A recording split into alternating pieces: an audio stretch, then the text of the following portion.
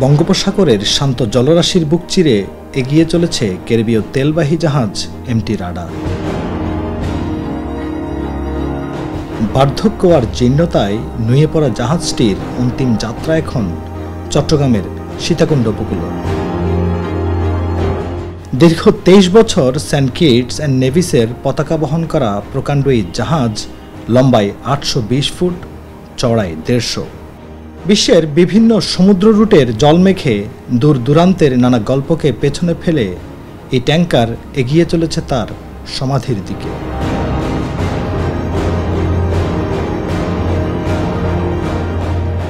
বিশ্বের অধিকাংশ আয়ু ফুরানো জাহাজের গল্পের শেষটা এভাবেই হয় বাংলাদেশের উপকূলে এসে।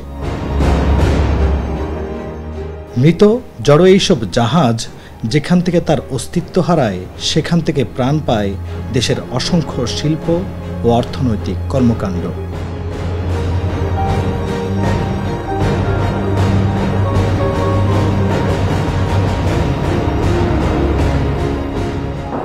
সীতাকুণ্ডের উপকূলে আয়ু ফুরিয়ে যাওয়া সমুদ্রগামী জাহাজের এমন তীরে ভেড়ার গল্পের শুরু সেই 1964 সালে।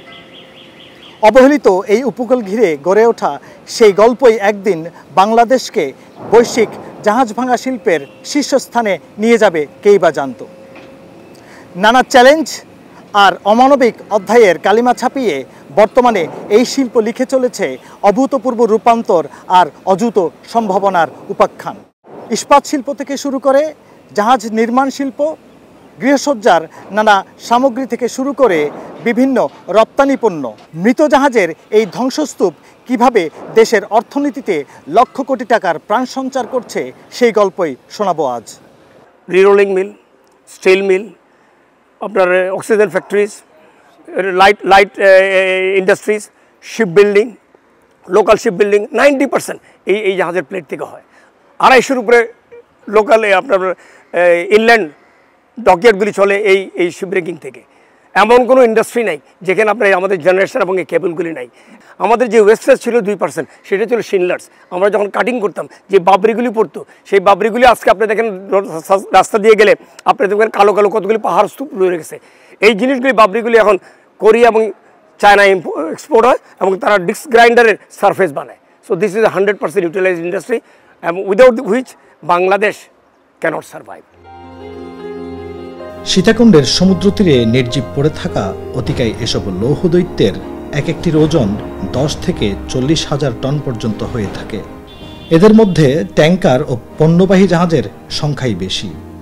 এ তালিকায় আরও আছে কন্টেইনার ক্যারিয়ার ও যাত্রীবাহী জাহাজ। সাধারণত 20 থেকে 30 বছর উত্তাল সমুদ্র দাপিয়ে আয়ু ফুরায় এক একটি জাহাজের, যাদের অধিকাংশের গন্তব্য হয় পাকিস্তানের গাদানি, ভারতের আলাং, নয়তো চট্টগ্রামের সীতাকুণ্ডের এই শিপব্রেকিং ও রিসাইক্লিং ইয়ার্ডগুলো। এই দৌড়ে বাংলাদেশের পরিসংখ্যানটা বেশ গর্বের। ভারত ও চীনকে পেছনে ফেলে 2018 সাল থেকেই বৈশ্বিক জাহাজ ভাঙা শিল্পে টানা শীর্ষস্থান ধরে রেখেছে বাংলাদেশ, যেখানে গত 2 দশকে ভাঙা হয়েছে 40 মিলিয়ন টন জাহাজ, যা গোটা বিশ্বের প্রায় 36%। অ্যাভারেজ জাহাজ ওয়েট ছিল 12 থেকে 15,000 টন খালি জাহাজের ওজন। ইন্ডিয়া হলো 3.5 থেকে 4,000 টন। ওরা 700-800 জাহাজ করে 2.5 লক্ষ টন করে, আর আমরা 250 থেকে 300 করে আমরা 3 লক্ষ টন করি। তাহলে বুঝতে পারতেছেন যে impact of Bangladesh in the global market. প্রকাণ্ড এক একটি জাহাজ যেন লোহালক্কর ও বিচিত্র শত সরঞ্জামের এক শহর। এই শহর খণ্ড বিখণ্ড করে বের করে আনা হয় শত সহস্র উপাদান। ইস্পাতের কাঠামো থেকে শত সরঞ্জাম যন্ত্রাংশ আলাদা করার প্রক্রিয়াটা যেমন দীর্ঘ তেমন চ্যালেঞ্জিং। বিচিং বা নোঙর করার পর কয়েক ধাপে কাটা হয় এসব জাহাজ। প্রথম ধাপে শক্তিশালী উইন্স মেশিন দিয়ে তীরের কাছে টেনে আনা হয় এসব জাহাজ। পরে মূল অংশগুলোকে একে একে আলাদা করার কর্মযজ্ঞ চলে। জাহাজের বিশালাকার শরীর কেটে ছোট ছোট অংশে ভাগ করে নিয়ে আসা হয় ইয়ার্ডে। এরপর খণ্ডিত অংশ থেকে ধরন অনুযায়ী পণ্য ভাগ করে রাখা হয় স্ট্যাকিং সেকশনে। এসব জাহাজ থেকে সবচেয়ে বেশি পাওয়া যায় ইস্পাত বা লোহা। তার সাথে কত কি বিচিত্র জিনিস, সরঞ্জাম, যন্ত্রপাতি বা উপকরণ মিলে তা অনেকের ধারণার অতীত। শিপ ব্রেকিংয়ের মধ্যে অনেক রকমের আপনার ধরেন নিয়ার অ্যাবাউট আমরা ক্যালকুলেশন করতে গেলে আপনার 100 পণ্যের মতো হচ্ছে। তার মধ্যে একটা পার্ট হচ্ছে আপনার ফেরাস, নন ফেরাস। ফেরাসের আপনার গুরুত্বপূর্ণ ভূমিকা রাখছে আমাদের দেশের মার্কেটে। দেশের মার্কেটে আপনার স্ক্র্যাপটা আপনার রিরোলিং মেলে যাচ্ছে, রিরুলেবল যেটা আছে এটাও রিরোলিং মেলে যাচ্ছে। আর যেটা হচ্ছে নিউ কিছু শিপ প্লেট হচ্ছে, যেটা হচ্ছে নিউ শিপ বিল্ডিংয়ের কাজে ইউজ হচ্ছে। আর নন ফেরাসটা বেসিক্যালি আমরা এক্সপোর্ট করছি। সো এক্সপোর্টের মধ্যে এখানে আপনার নন ফেরাসের মধ্যে শিপের প্রপেলারটা হচ্ছে, ব্রাস হচ্ছে, জিঙ্ক হচ্ছে, অ্যালুমিনিয়াম হচ্ছে, স্টেনলেস স্টিল হচ্ছে। এটার হিউজ পরিমাণ ডিমান্ড হচ্ছে আপনার ফরেন কান্ট্রিতে। সীতাকুণ্ডের বিভিন্ন শিপইয়ার্ডে প্রতিদিন চোখে পড়ে এমন ট্রাকের সারি। এসব ট্রাক বোঝাই হয় জাহাজের বিভিন্ন রকম স্ক্র্যাপ, প্লেট ও শিল্পের নানা কাঁচামাল। অত্যাধুনিক ক্রেনের ব্যস্ত ম্যাগনেটে অনায়াসে ভারী এসব কাঁচামাল ও সরঞ্জাম তুলে দেয়া হয় ট্রাকের পিঠে। তারপর মৃত জাহাজের এসব অবশেষ নিয়ে ভারী যান বিভিন্ন শিল্প আর অর্থনৈতিক কর্মকাণ্ডে প্রাণ সঞ্চার করতে ছুটে যায় দেশের নানা প্রান্তে।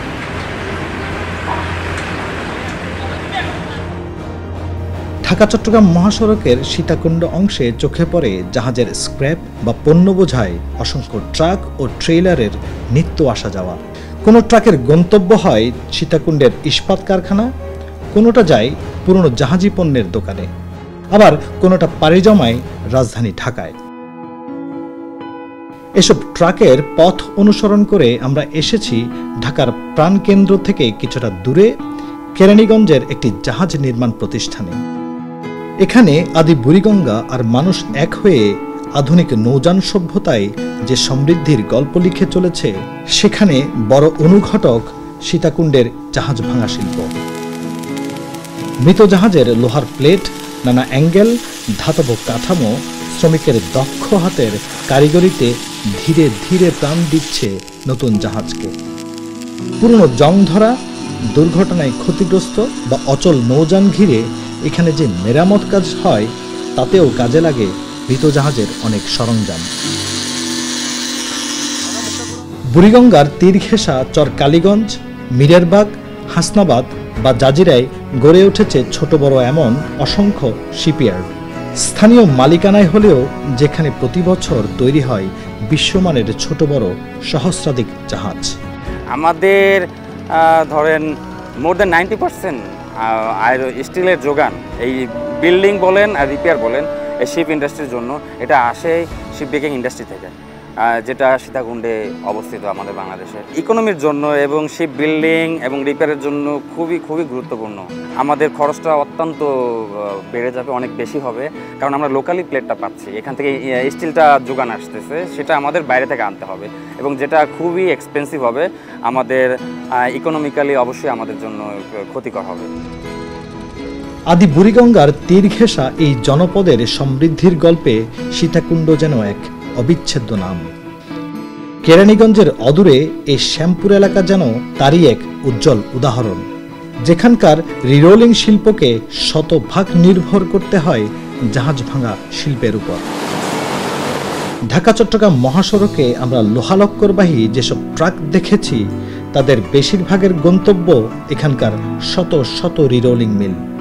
অসংখ্য ট্রাক প্রায় 150 মাইল পাড়ি দিয়ে এখানে প্রতিদিন বয়ে নিয়ে আসে পুরনো জাহাজের হাজার হাজার টন স্ক্র্যাপ ও নানা কাঁচামাল, যেগুলো গলিয়ে তৈরি হয় নানা ধাতব কাঠামো ও উপাদান। এসব মিল লোহার কয়েল, ভবন নির্মাণের নানা কাঠামো থেকে শুরু করে দেশের বিভিন্ন উন্নয়ন প্রকল্পে অবকাঠামোর যোগান দেয়। রিলোয়িংয়ের সাথে জড়িত ড্রয়িং ফ্যাক্টরি, যেটা ওয়্যার রড করে, ওয়্যার তার করে, ওর সাথে জড়িত হচ্ছে পিন কাটা, তার কাটা, নাট বল্টু, স্ক্রু, ধরেন আপনার যে দরজার যে ছিটকিরি করে এই ফ্যাক্টরি, মানে লটস অফ আইটেম, অনেক আইটেম। মোটামুটি ধরেন শিপ ব্রেকিংয়ের সাথে আগে জড়িত ছিল ধরেন 300-র উপরে রোলিং মিল, এইটা এখন এসে পড়ছে প্রায় 30-40টা। রোলিং জড়িত বিষয়টা এমন না, ওই সেক্টরটা পুরোটাই জড়িত। তো এই যে আমাদের যে চাহিদাটা, এটা সম্পূর্ণটা ব্যাকআপ দিচ্ছে এখন চিটাগংয়ের যেই জাহাজ ভাঙা স্ক্র্যাপ, এইটা থেকে পুরোটাই আসতেছে। এটা বন্ধ হয়ে গেলে আমাদের এই পুরো চেইনটা বন্ধ হয়ে যাবে। সাধারণ মানুষ যারা আছেন তারা কর্মসংস্থান হারাবে। সরকার যে আমাদের মাধ্যমে ছোট ছোট পর্যায়ে যেখান থেকে আসতেছে একটা ভালো পরিমাণে ট্যাক্স পাচ্ছে, সরকার হারাবে ট্যাক্স। শ্যামপুরেই ছোট 2 কক্ষের এই কারখানা দিনরাত ব্যস্ত শ্রমিকের হাত আর নানা ভারী মেশিনে যেখানে উৎপাদিত হচ্ছে নাটবল্টু বা পেরেকের মতো ছোট অথচ অতি গুরুত্বপূর্ণ নির্মাণ সামগ্রী। এইসব নাটবল্টু যে লোহার কয়েল থেকে তৈরি হচ্ছে তার মূল কাঁচামাল আসে সীতাকুণ্ডের জাহাজ ভাঙা শিল্প থেকে।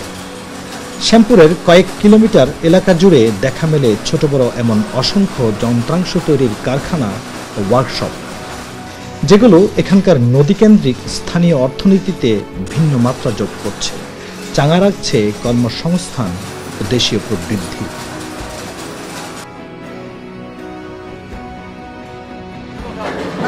রাজধানীর দক্ষিণের পোস্তগোলা এলাকা, যেখানে পাখির চোখে কয়েক কিলোমিটার জুড়ে ধরা পড়ে এক লৌহ সাম্রাজ্য। এই সাম্রাজ্যে লোহালক্করের ঝংকার, নিত্য ব্যস্ততা, যানবাহনের বিশৃঙ্খলা, হাঁকডাক, নানা ধাতব শব্দ, যন্ত্রের কোলাহল, লেনদেন বা কর্মযজ্ঞ সবই থেমে যাবে যদি সীতাকুণ্ডের জাহাজ ভাঙা শিল্প না থাকে। এখানকার সুবিশাল লোহার মার্কেটে সারি সারি দোকানের বিচিত্র নানা লৌহ পণ্যের চাহিদা সারা দেশ জুড়ে। দাম কম হওয়ায় এসব কিনতে দূর দূরান্ত থেকে আসেন ক্রেতা। এখান থেকে আমরা পাইপ কিনে নেই, জিআই পাইপ, MS, হেভিডা এগুলো কিনে নিয়ে আমাদের ইঞ্জিনিয়ারিং ওয়ার্কশপ আছে। ওয়ার্কশপ থেকে আমরা কাটিং করে শর্ট পিস করি, এরপর হচ্ছে আপনার সকেট তৈরি করি। সকেট তৈরি করে আমরা ডেলিভারি পাইপ তৈরি করি। এখানে আসলে মূলত আসি হচ্ছে যে চিপ রেটে মালটা নেওয়ার জন্য। পোস্তগোলায় প্রায় 7 থেকে 8 হাজার দোকান আছে। এই 7-8 হাজার দোকানের মধ্যে আমরা সবাই, কেউ 5 ইয়ার করে, কেউ প্লেট করে, কেউ ফিটিংস করে, এক একজনের এক একটা মাল রিফারিং করে আমরা সারা বাংলাদেশে আপনার সাপ্লাই করি। সীতাকুণ্ড থেকে আসা জাহাজের কপিকল, দুর্লভ পার্টস, নানা আকৃতির পাইপ, ফিটিংস, প্লেট, গার্ডার, অ্যাঙ্গেল, লোহার শেকল সহ অসংখ্য পণ্য নিয়ে গড়ে উঠেছে পুরনো ঢাকার এই ঐতিহ্যবাহী বাণিজ্যিক কেন্দ্র। এখানকার অন্তত 5 থেকে 6 হাজার দোকানে প্রতিদিন লেনদেন হয় শত কোটি টাকারও বেশি। চট্টগ্রাম থেকে এই প্লেট, শিট, পাইপগুলো আসে, এগুলো জাহাজের, এগুলো এনে এগুলো তো অনেক ক্ষেত্রে অনেক মাল আছে যেটা বিদেশ থেকে আনা হয়। বিদেশ থেকে আনতে অনেক খরচ হয়, তাই এই পোস্তগোলা দোকানদাররা এই মালটার প্রসেস করে রং করে পুনরায় এটারে প্রক্রিয়াজাতকরণ করে এটার আবার বিভিন্ন ফ্যাক্টরি, তারপরে বিভিন্ন অবকাঠামো, স্ট্রাকচার, বিভিন্ন জাহাজ নির্মাণে এইসব দ্রব্যগুলো আমরা ব্যবহার করে। চিটাগং শিপইয়ার্ড থেকে মালটা আমরা ক্রয় করি, এখানে আমরা সেল দিই। তো আমরা যদি এটা ইম্পোর্ট করি তা আমাদের পক্ষে এটা হচ্ছে সেল দেওয়া পসিবল না। আমাদের হচ্ছে যদি 90 টাকা দিয়ে আমরা কিনি, আমাদের পড়ে যাবে 200-250 টাকা। সো আমরা এখানে কোনো ওয়ে নাই, চিটাগং শিপইয়ার্ড ছাড়া আমরা বিজনেস এখানে গ্রো করতে পারবো না। পোস্তগোলা, কেরানীগঞ্জ বা শ্যামপুরে যেই মায়াবী জনপদ অর্থনৈতিক বিকাশের ঢেউ পৌঁছে দেয়, সেই সীতাকুণ্ড পাকিস্তান আমল থেকেই এদেশের সমৃদ্ধি ও বিকাশে নেতৃস্থানীয়। এই এলাকার সুউচ্চ পাহাড় চূড়াকে ঘিরে বিকশিত হয় কৃষি, দম ফেলে পর্যটন, পাদদেশে ঘুরে শত শত কলকারখানার চাকা। আর সমুদ্র জলে লেখা হয় জাহাজ ভাঙা শিল্পে শীর্ষ হওয়ার গৌরব গাথা। যে জাহাজ ভাঙাই বিশ্বসেরা এই জনপদ, সেই জনপদের অন্তত 20 কিলোমিটার এলাকা জুড়ে চোখে পড়ে পুরনো জাহাজি পণ্যের এক সুবিশাল অর্থনীতি। সেই অর্থনীতির স্বরূপ সন্ধানে আমরা এসেছি সীতাকুণ্ডের মাদাম বিবির হাটে এই অ্যান্টিক শপে। এ যেন বিচিত্র সব পুরনো জাহাজি পণ্যের এক অনন্য সংগ্রহশালা, যেখানে পুরনো জং ধরা এসব ঘড়ি, নানা আকারের বাতি, মৃত জাহাজের স্মৃতি আর সুখ দুঃখের গল্প ফেরি করছে। সেই স্মৃতি বা গল্প কারো জন্য অর্থহীন হলেও কারো কাছে তা অমূল্য। গত 1 যুগ ধরে স্থানীয় ব্যবসায়ী হেলাল উদ্দিন এই অ্যান্টিক রপ্তানির সাথে জড়িত। তিনি জানান পুরনো জাহাজের গ্রামোফোন, নামফলক, ব্যাজ, যন্ত্রাংশ, নানা দৃষ্টিনন্দন দূরবীন, জাহাজের স্টিয়ারিং হুইল, টেলিগ্রাফ, টেলিস্কোপ, কাঠের হাতলযুক্ত টেলিফোন, ঘড়ি বা কম্পাসের মতো নানা অ্যান্টিক সামগ্রী নিয়ে দেশীয় শৌখিন ক্রেতাদের চেয়েও বিদেশি ক্রেতাদের আগ্রহ অনেক বেশি। স্থানীয় বাজারে এসব অ্যান্টিকের তেমন একটি কদর না থাকলেও বিদেশি ক্রেতাদের কাছে বিক্রি হয় 50 থেকে শুরু করে 500, 5000, এমনকি $10,000। বর্তমানে আমাদের সবচেয়ে বেশি মার্কেটে এই পণ্যগুলো এক্সপোর্ট হয়ে থাকে, সেটা হচ্ছে আমেরিকাতে আর ইউরোপিয়ান মার্কেটগুলোতে। আর এখন এশিয়াতে কিছু মার্কেট হচ্ছে, যার নির্দিষ্ট কোনো রেট নেই। যারা আমার কাছে যে কর্নোমিটারটা আছে, এটা যদি আমি অনলাইনে বিট করতে যাই মিনিমাম $5,000 হলে বিক্রি করবো বা $6,000 হলে বিক্রি করবো।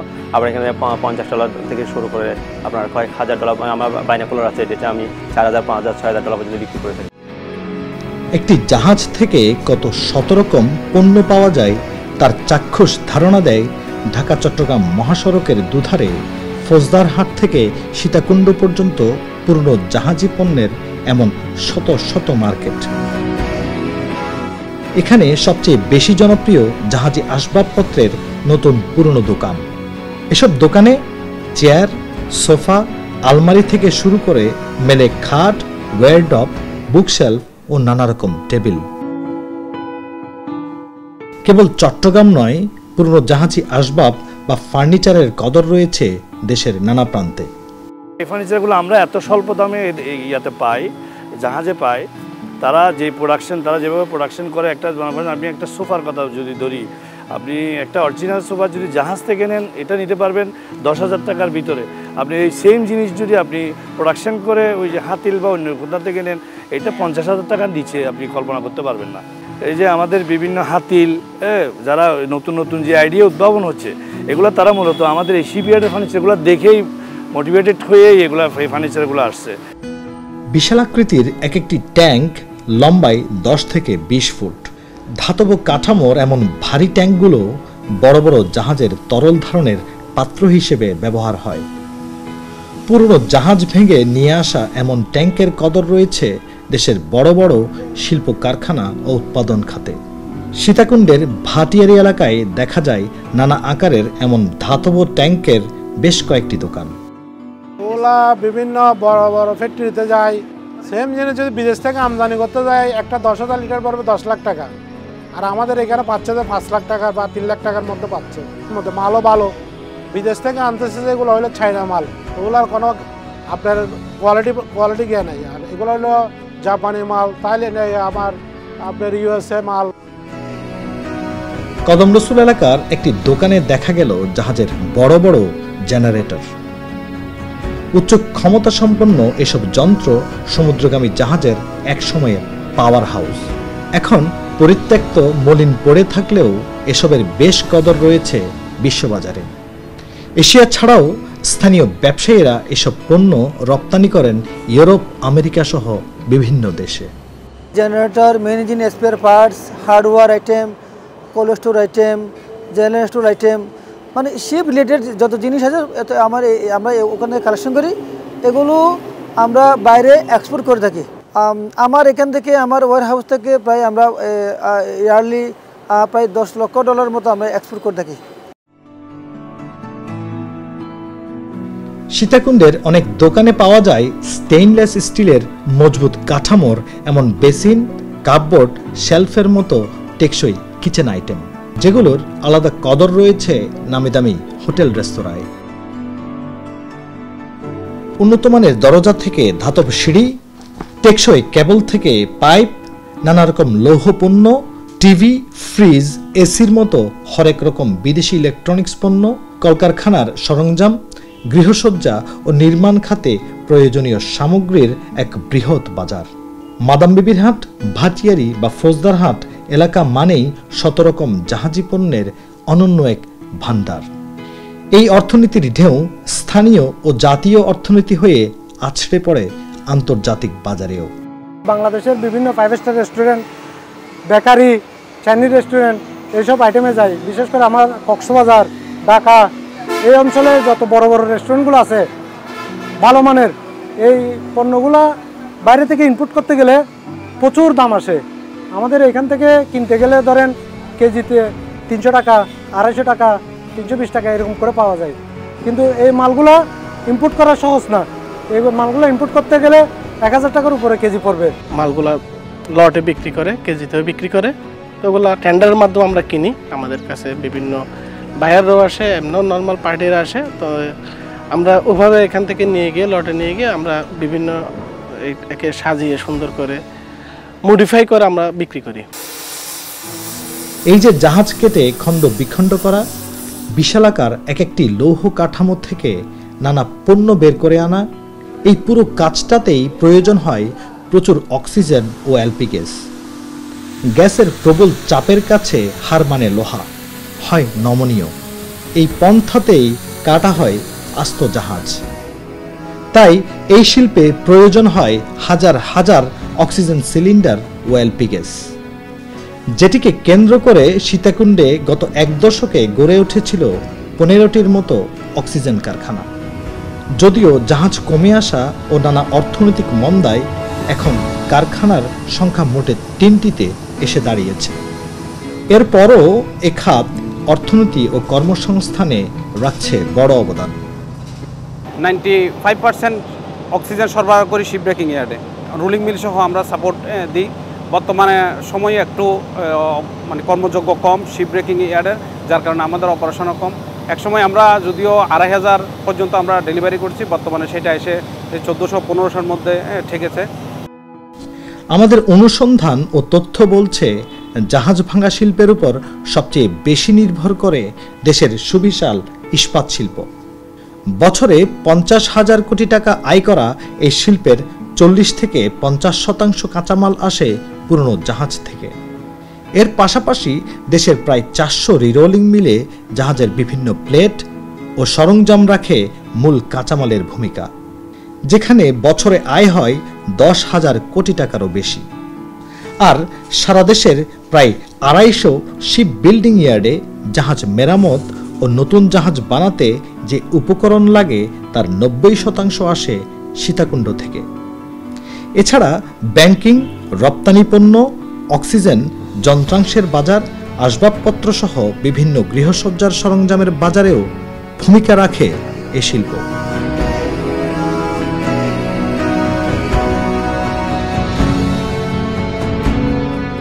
কেবল লক্ষ কোটি টাকার অর্থনীতি নয়, এ খাতের উপর নির্ভর করে অন্তত 2 লাখ মানুষের জীবন জীবিকা। শত শত শ্রমিকের নিরন্তর শ্রম, ঘাম আর সাহসিকতার পিলারে ভর করে বিশ্বের বুকে মাথা তুলে দাঁড়িয়েছে এই শিল্প।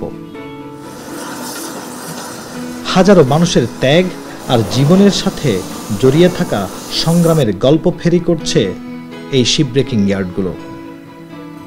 দীর্ঘ 2 যুগেরও বেশি সময় কাটিয়ে দেয়া জীবনে জাহাজ ভাঙা শিল্পের অনেক উত্থান পতনের সাক্ষী হয়েছেন ফোরম্যান জিল্লুর রহমান। এই শিল্পের বিভৎস ও ভয়ঙ্কর সময়গুলোতে সাধারণ হেল্পার হিসেবে চাকরির শুরু। বদলে যাওয়া এই শিল্পের গল্প শোনালেন সংগ্রামী এই মানুষ।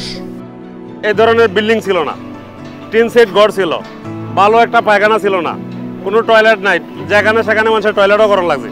এখন তো আমাদের আলহামদুলিল্লাহ টয়লেট আছে, পানির বন্দোবস্ত আছে, বিভিন্ন সুযোগ সুবিধা কোম্পানির থেকে হয়েছে। বিল্ডিং করছে, লেবার তাহার সেট আছে, আগে তো লেবার তাহার সেটও ছিল না। 10 জনে 20 জনে একটা ফিলিট ধরছে, ধরে তুলছে, তুলে লইয়া যাইছে। এটা দেখা যাচ্ছে একজনের অফিস লেগেছে আর 5 জনের এটা তলে পড়ে থাকা ফিলিট লইয়া। এখন তো আমাদের এই ধরনের রিক্স আর কাজ নেই। এখন সব ক্যারেঙ্গে সাহায্য করতেছে বা ম্যাগনেটে সাহায্য করতেছে, কোনো ফিলিট আমাদের ধরতে হইতেছে না। আগে পিপিগুলি ছিল না, এখন আমাদের পিপি আছে, যেমন মাথা হেলমেট, চশমা, মাস্ক এবং পোশাক, এরপরে গামবুট, সম্পূর্ণ বডি এখন পিপি। জিল্লুর রহমানের মতো হাজারো শ্রমিকের ত্যাগ আর কষ্টের গল্পে ভর করে এগিয়ে চলেছে এই শিল্প। পুরনোদের সাথে কাঁধে কাঁধ মেলান নতুন শ্রমিকেরাও। নতুন হোক পুরান হোক, মানে কেউ যদি কাজে জয়েন করে কোম্পানিতে, তখন এদেরকে কি করা হয়, বিএসবিতে নিয়ে ওদের ট্রেনিং করানো হয়। মানে কিভাবে কাজ করবে, তারপরে কিভাবে কাজ করলে দুর্ঘটনা হবে না। সেফটি অনুমতি ছাড়া আমাদের কোনো কাজ চলে না। আর কোম্পানির তরফ থেকে আমাদেরকে অনেক সুখ সুবিধা, ধরেন প্রতিদিন আমাদেরকে চ্যালেঞ্জ দেওয়া যাচ্ছে আর সেফটির লাগে সব কিছু ব্যবহার দিতেছে। তো এখনকার যুগে অনেক ভালো পরিবর্তন হয়েছে। সমুদ্রের প্রতিকূলতা আর দুর্গম যাত্রা পেরিয়ে যে শিল্প শূন্য থেকে আজ শীর্ষে, সেই শিল্পের সামনে এখন বড় চ্যালেঞ্জ। ডলার ও বৈশ্বিক নানা সংকটে জাহাজের সংখ্যা কমে যাওয়া ও 2025 সাল থেকে হংকং কনভেনশন বাস্তবায়নের শর্ত ভাবাচ্ছে এই শিল্প সংশ্লিষ্টদের। এর সাথে আছে অবকাঠামোগত সুবিধা ও বিনিয়োগের সংকটও। প্রশ্ন আছে জাহাজ কাটায় শ্রমিকের নিরাপত্তা ও পরিবেশ দূষণ নিয়েও। তো ইউক্রেন রাশিয়া যুদ্ধের পরে কিন্তু শিপ রিসাইক্লিং অনেক সীমিত আকারে চলে এসেছে। এরপরে কিছুটা রিকভারি করব, ওই টাইমে কিন্তু আবার ইসরায়েল প্যালেস্টাইন যুদ্ধটা শুরু হলো। তা আমাদের দেখা যাচ্ছে যে জায়গায় 120টা আমাদের রেজিস্টার্ড ইয়ার্ড, ওই জায়গায় মাত্র 30 থেকে 35টা সচল আছে। কারণ আমাদের এখান থেকে প্রায় 1500 কোটি টাকা কিন্তু আমরা রাজস্ব সরকারকে দিই এই ইন্ডাস্ট্রি থেকে। তো এটা দেওয়ার ফলে কিন্তু আমাদেরও কিছু রিকোয়ারমেন্ট বা আমাদের কিছু চাহিদা থাকে। ফর এক্সাম্পল, আমাদের যেই এই কাঠামোগুলা, এই যে ইয়ার্ডের ভিতরে সব কিছু আমরা রেডি করছি, কিন্তু এই যে অ্যাপ্রোচ রোডটা হাইওয়ে থেকে আমাদের ভিতরে ইয়ার্ড পর্যন্ত আসার ব্যাপারে যে রোডগুলো করা দরকার, এগুলো এখনও ওই কাদামাটির রোড রয়ে গেছে। তো এইগুলা ইন্ডিভিজুয়ালি আমরা করতে পারি না, যেহেতু এগুলো সরকারের জায়গা, সরকারি রোড। যে সকল প্রশিক্ষণ করানো হয়েছে, এ সকল প্রশিক্ষণগুলো আমাদের মনে হয়েছে যে প্রশিক্ষণগুলো আরও বেশি ব্যবহারিক হওয়া উচিত ছিল। এগুলো মানে থিওরিটিক্যাল হয়ে গেছে বেশি। আপনার এগুলো যদি অন জব প্রশিক্ষণগুলো করা যেত, তাহলে শ্রমিকদের এক্সপার্টিসটা আরও একটু বাড়তো, তাদের জন্য এটি আরও ভালো হতো এবং নিরাপত্তা আর একটু জোরদার হতো, কিন্তু সেটি হয়নি। তো প্রশিক্ষণগুলোকে আপনার ব্যবহারিক করতে হবে। তবে নতুন প্রজন্মের হাত ধরে অভূতপূর্ব রূপান্তরের গল্পটাও দেখাচ্ছে আশার আলো। আন্তর্জাতিক নানা শর্ত ও নীতিমালা পূরণ করে এখন পর্যন্ত গ্রিন শিপইয়ার্ডে রূপান্তর হয়েছে 5টি ইয়ার্ড। উন্নয়ন যাত্রায় রয়েছে আরও 20টি। এসবে গুরুত্ব পাচ্ছে শ্রমবান্ধব পরিবেশ, নিরাপত্তা, পরিবেশ বান্ধব রিসাইক্লিং, ন্যূনতম মজুরি, আবাসন ও প্রশিক্ষণের মতো বিষয়গুলো। প্রাধান্য পাচ্ছে ইয়ার্ডগুলোর আধুনিকায়ন, সজ্জা, নান্দনিকতা ও উন্নত পরিবেশ। আমার বাবারা কিংবা ফার্স্ট জেনারেশনে যারা বিজনেস করে গিয়েছেন, ওই সময় তো নন কনভেনশন ইয়ার্ডে যেভাবে যেসব অ্যাক্টিভিটি হইতো ওইভাবে হইতো, বাট যুগের সাথে তাল মেলানোর জন্য আমরা সেকেন্ড জেনারেশনে যারা আসলাম, ওনারা হংকং কনভেনশন অনুযায়ী আমাদের প্রত্যেকটা ফ্যাসিলিটি আমরা রেডি করছি, যাতে আগামীতে একটা এনভায়রনমেন্টালি সাউন্ড, সেফ এবং শ্রমিকদের স্বাস্থ্য সুরক্ষা মেনটেন করে যাতে আমরা 0% ইনসিডেন্ট অ্যাক্সিডেন্ট মেনটেন করে যাতে আমরা শিপ রিসাইক্লিং করতে পারি। আমাদের আরও কিছু শিপ রিসাইক্লার আসতে হবে এবং এর জন্য একটা ভালো সাস্টেনেবল ফাইন্যান্সিংয়ের একটা ইনক্লুশনের এখানে একটা স্কোপ আছে। যদিও বাংলাদেশ ব্যাংক 2023 সালে সাস্টেনেবল ফাইন্যান্সিংয়ের লিস্টিংয়ে গ্রিন শিপ রিসাইক্লিংকে ইনক্লুড করেছে, বাট তার কিন্তু ইমপ্লিমেন্টেশন এখনো হয়নি। সো যদি সেটা ওই সাস্টেনেবল ফাইন্যান্সিংয়ে গ্লোবাল বিভিন্ন ফাইন্যান্সিং অর্গানাইজেশন বা আপনার ডোনার এজেন্সি যদি সাস্টেনেবল ফাইন্যান্সিংয়ের এই গেটওয়েটা ইউজ করে, তাহলে থ্রু শিডিউল ব্যাংক আমাদের আপনার এই ডেভেলপমেন্টের জন্য অনেক ব্যাংক লোন দেওয়া সম্ভব এবং ওয়ার্ল্ডের অনেক ফাইন্যান্সিয়াল অর্গানাইজেশন এখানে কিন্তু আপনার ফিন্যান্স করার অনেক একটা স্কোপ আছে। সন্ধ্যা নেমে আসতেই সীতাকুণ্ডের আকাশে মায়া ছড়ায় চোখ ধাঁধানো সোনালি আভা। রৌদ্রের গন্ধ মুছে প্রকৃতিতে চলে আধার বরণের আয়োজন। আলোর আয়ু শেষে যে আধারের গর্ভেই লেখা হয় নতুন দিনের প্রাণ।